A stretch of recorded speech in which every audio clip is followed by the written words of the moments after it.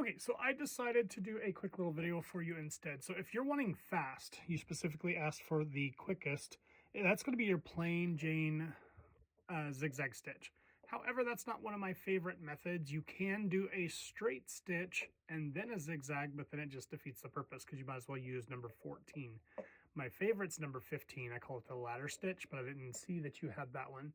Another option is going to be number 16, which is your blanket stitch if you're looking for fast. And then you can lessen your stitch length so there's not as big of a space in between, and that'll give you a nice overcast stitch. But it also depends on your fabric and your material and what's going to work best for you. If you're using like stretch or knit fabric, then you'd want to use something more like this blanket stitch.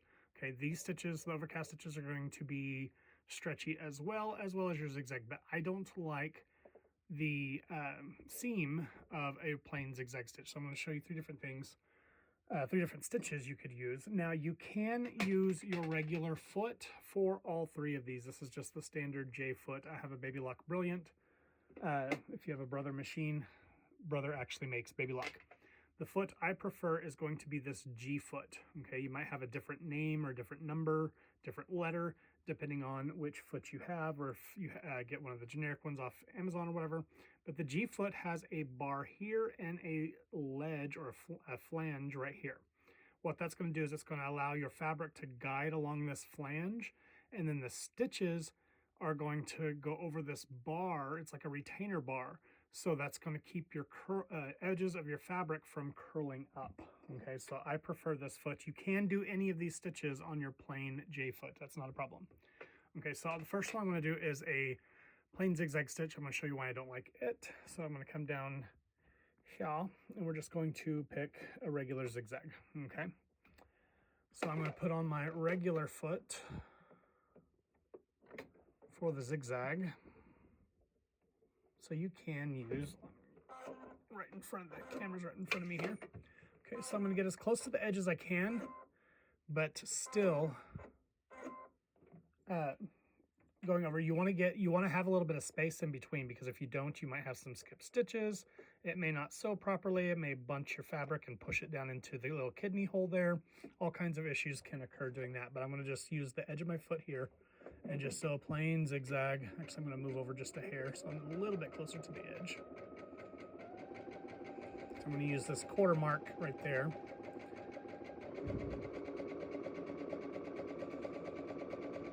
And that's good there. So we're going to cut the thread, lift the foot, and pull it out. So this is going to allow stretch. If you do have stretchy fabric, it's going to seal your edges, and because this is cheap muslin, so it really frays, but this is going to stop your edges from fraying like they would down here. Okay, however, when you open it up, I don't like the seal on the inside, and I have near perfect tension because those stitches can spread apart and ladder over here. Nothing wrong with that, just not my favorite method or my favorite look. Okay, so that's why I'm going to come up here and I'm going to choose just a regular blanket stitch. This is going to be fast as well. So I'm going to come to here, choose the regular blanket stitch. It's telling me to use my J foot as well. Okay, but you can use your G foot or overcast foot for that as well. So that's what I'm going to do. I'm going to show you how that works. Put my thread back. Okay, now we're going to line our fabric up. Oh, it'd probably help if I was in frame, right? There you go. So I'm going to line my fabric up, and what you want to do is turn your hand wheel. You always turn your hand wheel towards you, from the top towards you. I'm going to turn it a couple of rotations to make sure my needle clears that bar. Okay, because you can break a needle, you can break the bar really quickly. Okay, so we're actually going to clear, so we're good to go. Okay, so this is a blanket stitch. So I'm just going to do my locking stitch. If you don't have this button, you can use your back stitch. Some of these decorative stitches, they don't actually go back. They just go up and down and then tie a little knot underneath, okay? So I'm just gonna allow the machine, I'm not pushing or pulling, I'm just going to guide the fabric and allow the machine to do the work for me. Okay, just do a little bit here. I like to stop on the fabric with the needle over to the left-hand side. I'm going to go do a locking stitch, which this is just a demo. You wouldn't have to do this unless you were constructing something. Cut the thread, lift the foot. Now with the G foot, you have to be careful. You don't want to just yank it off to the side because you can bend that bar. So you want to pull it back and around. But this is going to be your blanket stitch. So this is another pretty fast stitch. Not my favorite again, but it does stop those. See, it's pulled that out right there, but then it stops it from fraying the rest of the way, okay? And it gives you a straight stitch along your seam allowance, so when you open it up, you have a nicer seam to go in there, and you can even shorten your stitch length to make these gaps even closer, okay? One more option, which is my favorite, if you don't have the number 15, the ladder stitch, we're going to use this overcast here, okay? This is going to give you a straight stitch and a zigzag stitch, and because you have the G foot, or if you have a stitch in the ditch foot, that will help you as well. It'll basically act the same. Stitch in the ditch, where are you? Here we are. If you have a stitch in the ditch there, that's going to help you as well, okay? Pretty much use what you've got, but I prefer the G foot, and here's why. So now I'm going to move over, align my fabric along that flange there, and I know for a fact that the number 14 is going to clear this G foot. So I'm going to just go ahead and switch to, again, it's a straight stitch with a zigzag. It's not as fast as the other ones, but it gives you a nicer, cleaner, tighter, more finished or polished edge if you don't have a serger. Okay, so do a locking stitch,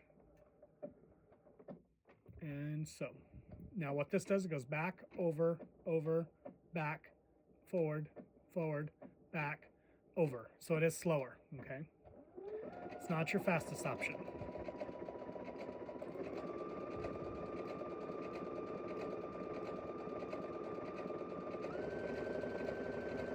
And you wouldn't normally go that fast either.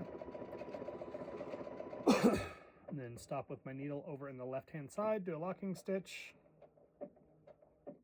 and then cut, lift. And again, you don't want to pull straight over because you can bend that needle, rip your stitches, etc., etc. So push back and around. Now this gives you a much neater seam. It's going to entrap all those fibers so much easier. Excuse me. Excuse me. It's going to entrap all those fibers so much better. On the inside, it gives you an even tighter, neater seam. So when you fold this in, this can be on the outside of your garment. Excuse me, sorry. It's going to be on the outside of your project, and it's going to give you the nice finished edges on the inside. Another option that you can look into, which I can show you a demo if you want. These are a little more pricey, but they're a lot cheaper than getting a serger. That is a side cutter, okay? These are awesome. What they do is they kind of emulate a serger with the blades, and they cut as they sew, okay? So you do those overcast stitches. And this one's my favorite one because it's a super easy, simple, quick snap-on. But it also has a blade. This goes over your needle bar over here, and then as it goes up and down, it cuts your fabric and cuts and gives that a perfect clean edge while sewing the overcast. But anyways, let me know if you have any questions. Be happy to help you.